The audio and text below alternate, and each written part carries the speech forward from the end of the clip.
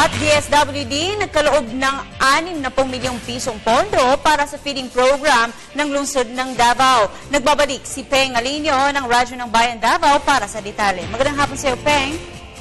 Magandang hapon muli. Ibibigay kung ito ang budget sa Supplementary Feeding Program o SFP para sa Davao City Daycare Centers kasunod ng paglalaan ng dagdag na 30 milyong piso ayon kay Department of Social Welfare and Development o DSWD Ontario Regional Director Priscilla Razon. Anya noong 2012 o 2011, ang DSWD ang nagbigay sa lungsod ng Davao na mahigit 20 milyong piso at sa kabuuan ay umabot na ito sa 60 milyong piso. Ang SFP ay isinasagawa sa buong bansa upang matugunan ng pagtaas ng bilang ng under at overnutrition sa mga batang Filipino ayon sa ulat noong 2008 ng National Nutrition Survey and Food and Nutrition Research Institute ng DOST.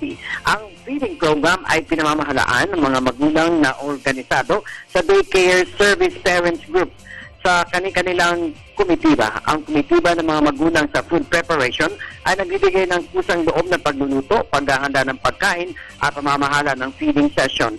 Ang mga magulang ay kailangang dumalo sa siyam na capability building session para sa kanilang sarili, pamilya, pagiging magulang, pangkalusugan, pagmamahal sa bansa at ganun din sa kapaligiran.